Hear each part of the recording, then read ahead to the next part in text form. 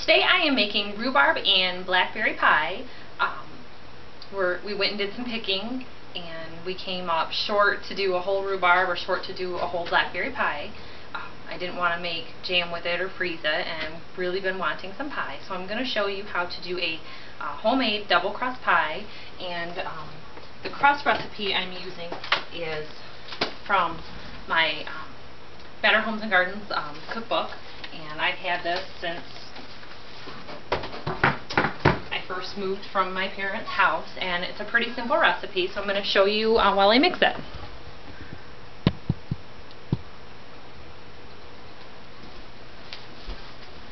So you just want to use a large bowl. This is a double crust pie. If you want to do a single crust pie, the recipe's in the book also, but it's basically cut in half.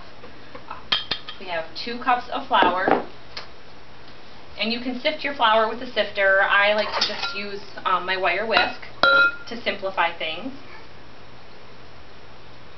And it's a ½ teaspoon of salt, and you just want to mix those together.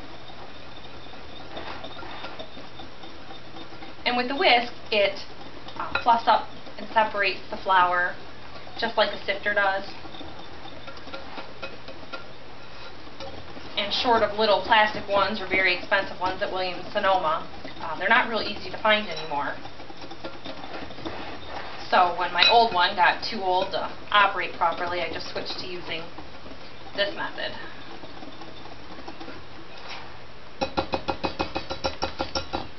And to mix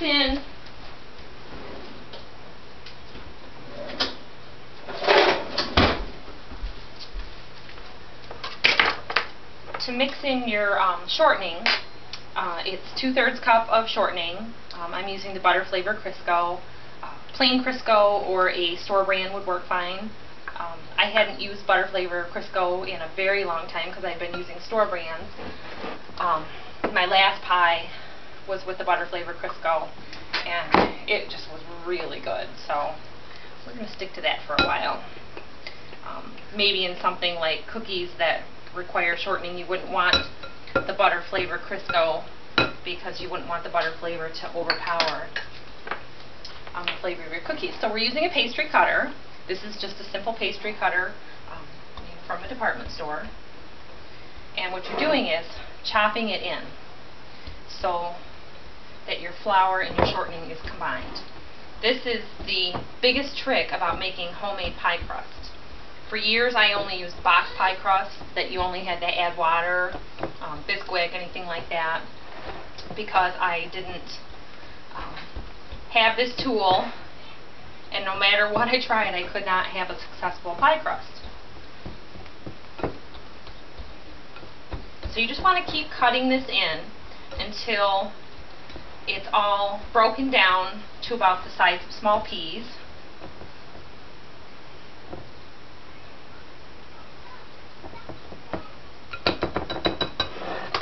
So here we have it, and it's just real fine, but not very, very fine. And the next secret of this pie crust that helped me a lot also was, it says 2 to 3 tablespoons of cold water. You want to make sure you're using cold water. And they recommend using 1 tablespoon at a time. You could be mixing for a very long time doing the 1 tablespoon at a time. So do it however many you like until you get used to making the crust. Now you don't want it so wet, is why they recommend 1 tablespoon at a time, because if it's too wet, it's going to stick to your counter and your other materials while you're trying to roll it out.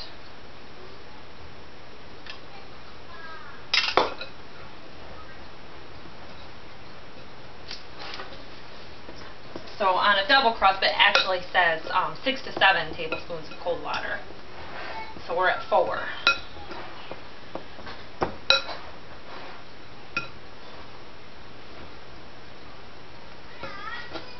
And you can tell when you've had enough water because it'll start being more doughy like this, but you want the whole bowl to be like that. I've still got a lot of dry flour to the bottom of the bowl.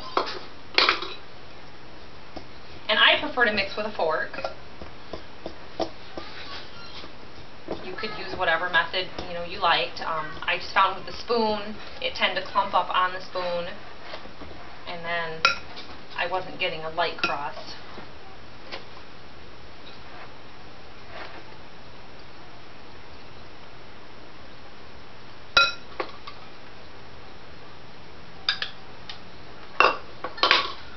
Those last 2 spoonfuls weren't full, so that's about maybe a tablespoon and a half of water.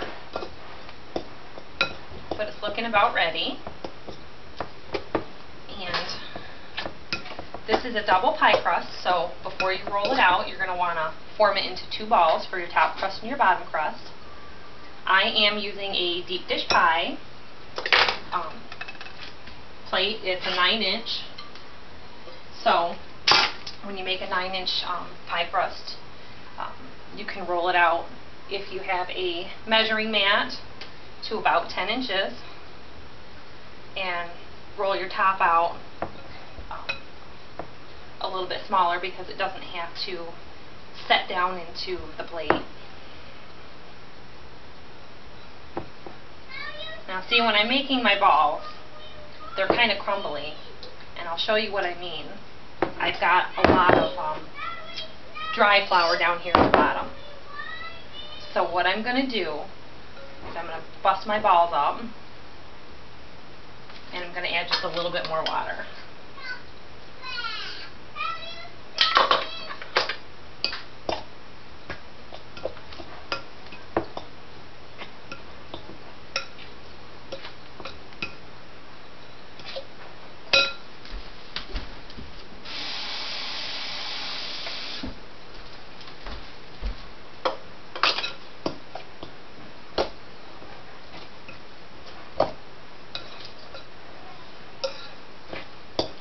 Okay, feels like now we've got it. It's all off the bottom of the bowl.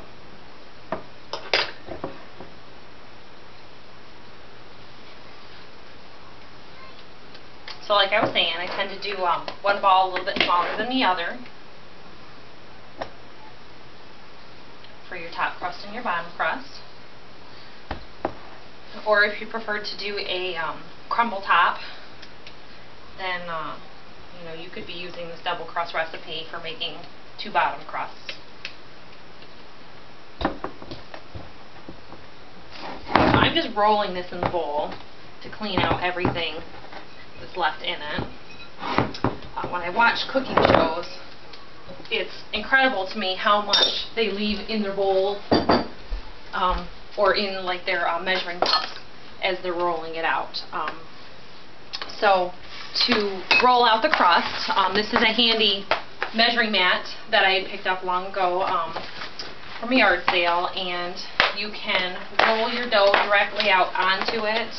I find the dough always sticks to it, so I'm using it for measuring purposes only, and this is how you can measure what size pie crust you need for your pie plate. This is falling in the 8-inch pie shell, so we're doing the 10-inch. And I like to roll mine out, like I said before, on a sheet of wax paper. And you just spray your wax paper with some nonstick spray. And I like to flatten out the dough a little bit before I start with my hands.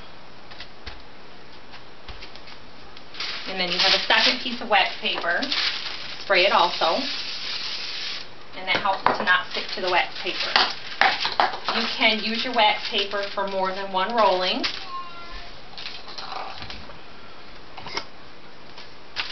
And you can use a cup if you don't have a rolling pin, or anything else that's the same circumference around, or is it radius.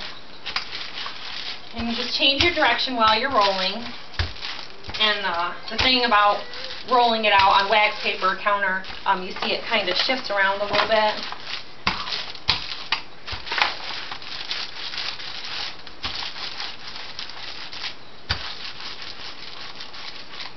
So you just do small motions to help kind of keep it in place, but you're changing direction all the time anyway, so you're never really getting into using a real big motion. We were at the antique market in town recently, and my rolling pins get stolen a lot of times for flooring projects, for the peel and stick floor tiles, because you have to press them down. And this Teflon coated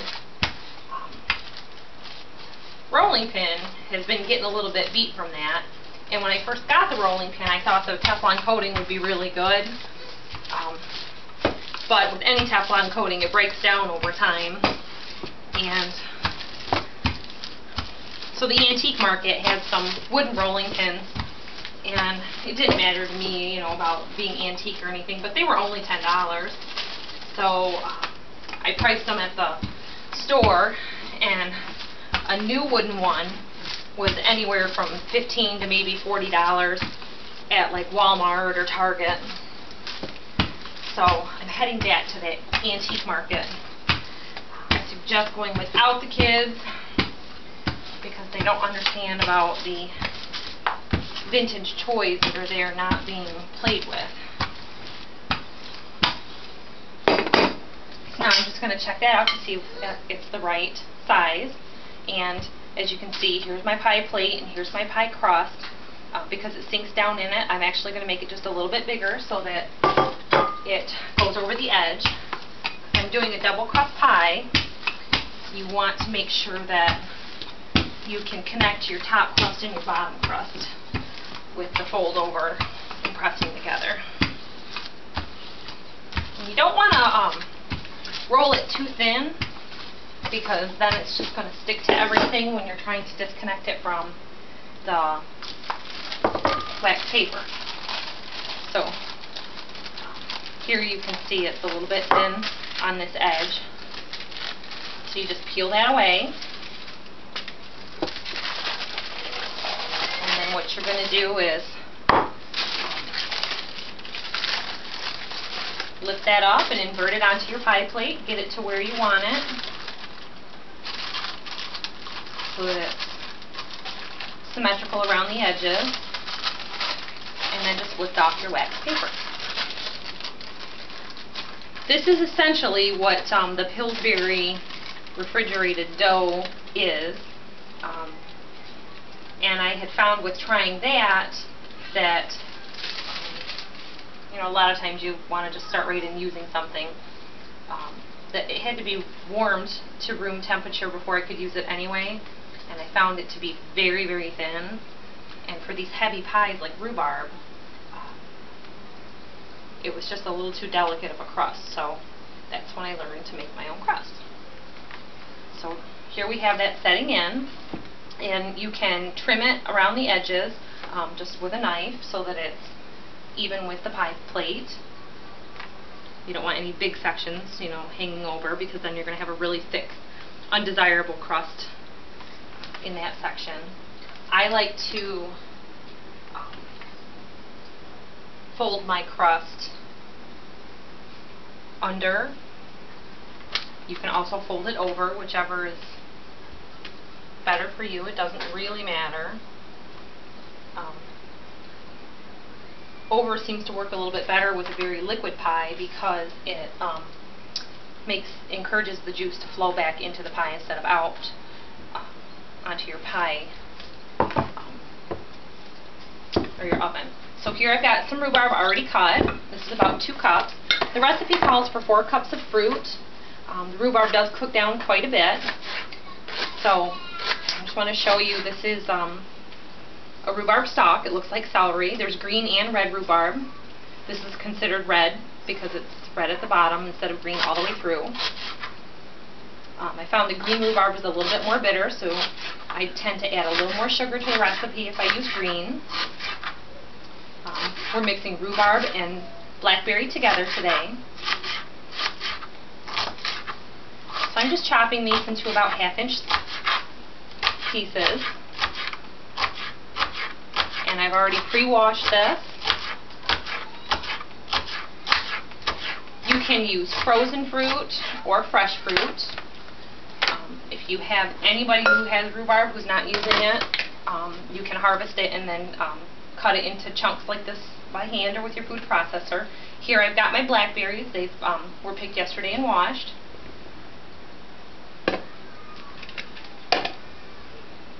So you're just going to want to mix those together a little bit. You will find that a wooden spoon works really good for pie making.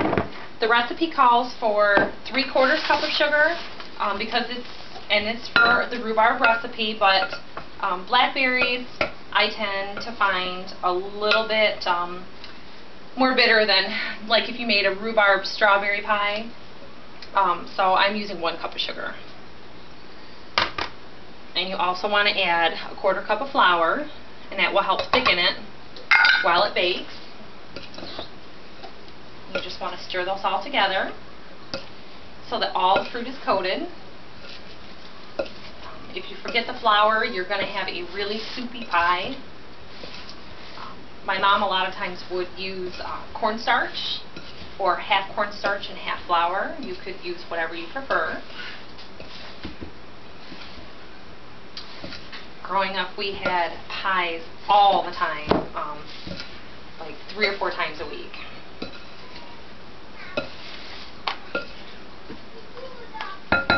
Okay, so I've got that all mixed together. And I'm just going to pour in the pie filling into the crust. And like the recipe called for 4 cups of fruit. This is probably actually about 6 cups of fruit because it's a deep dish pie plate.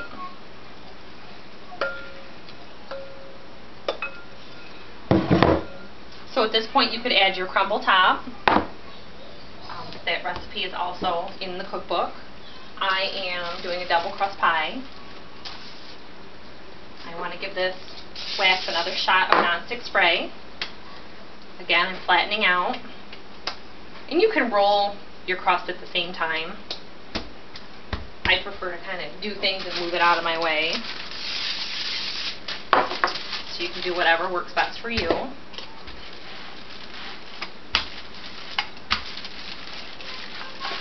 So I'm just rolling this out from the center to the edges. And you keep it round by changing your direction often and rolling it in the direction where it is being misshapen.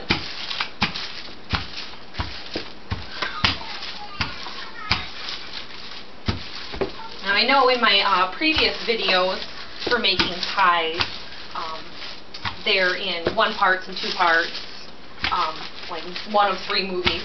I have had a lot of difficulty in trying to splice the movies together, so I thought, since everyone's playing real nicely, quietly downstairs, that we could possibly get a shot of the whole process of a pie being made from start to finish in 1 movie. YouTube, when I first started on there, was only allowing me 15 segments for a movie, and if I spliced it together on my Kodak program on the computer, it would go together in Kodak, but when I transferred it to YouTube, it wouldn't stay spliced together. So that's the reason for the multiple videos of 1 project. So now I'm just going to check this to see if it's the right size, and looks like we're about there.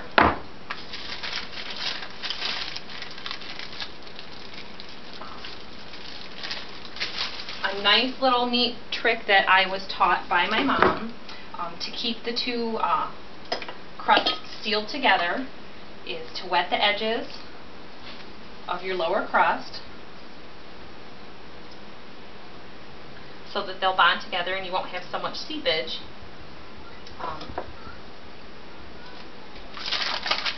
Out of the pie into your oven.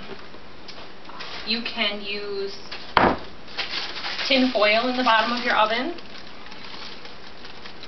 or a cookie sheet. I am out of tin foil today, so I'm going to be using a cookie sheet on the lower rack to prevent having to do an oven cleanup.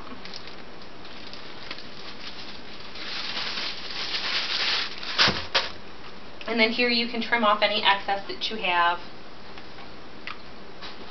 just like you did on the lower crust. As you do this a lot, you'll have less and less to do, and sometimes you have more than this little ball left, and it's always really nice if you have a little extra filling. Take one of these little small ramekins. I used to have an elderly neighbor, and I would always make him a little pie and send it over to him. Don passed away last year, so I've kind of adjusted my recipe to that and haven't been making any. So what I'm doing here is I'm rolling it under the two sections, the top crust and the lower crust together, and I'm doing it in kind of a roped method, and you could push them together, pinch them together, however you wanted the edges to look. Pies are about tasting good. I know a lot of people make some really, really pretty pies. My mom used to add little leaves and designs to her pie crust and do fancy lattice work. There's a lot of instructions in the cookbooks about how to do that. So here I've gone all the way around the edge of the pie, and with the rope design you can push your fingers together, or you can pucker them together and do it this way. You can also take a fork and crimp the edges, and by that I mean you just take the edge of the fork and go around like this. And that's a really nice thing to do, because then you are ensuring that you don't have a thick edge on the side, because being that that is going to be your last bite of pie, there's no fruit up in the crust, and a lot of people tend to not eat that last bite because it's very dry and thick. So here I've gone around the whole edge of the pie. And another little thing that I like to do also, a couple little vent holes in the top of the pie will encourage any heat to come up out of the pie instead of causing that seepage around the edge. I like to just brush with my fingers, a little bit of water over the top, and I do this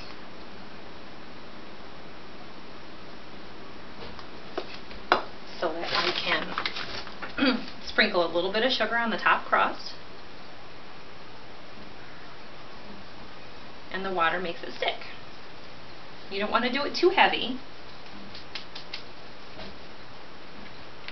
So there you have a completed pie.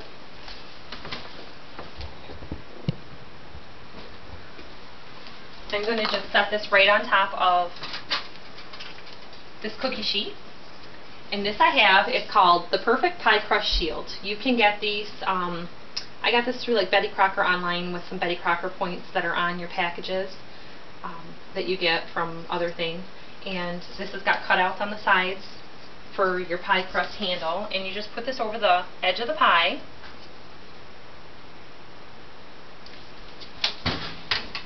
And put your pie right in the oven. This is going to cook for about an hour. About halfway through I'll take that pie shield off. The pie shield, you can also use tin foil, and then the tin foil will prevent overbrowning, and then you just take it off partway through. The problem with the tin foil that I don't like is taking it off halfway through is it's hot and you're having to use tongs, and it's kind of clumsy, and it just doesn't stick to it really well. But you don't want burnt pie crust edges either, so the pie crust shield works really good for that. So that's going to cook for about an hour, and I will...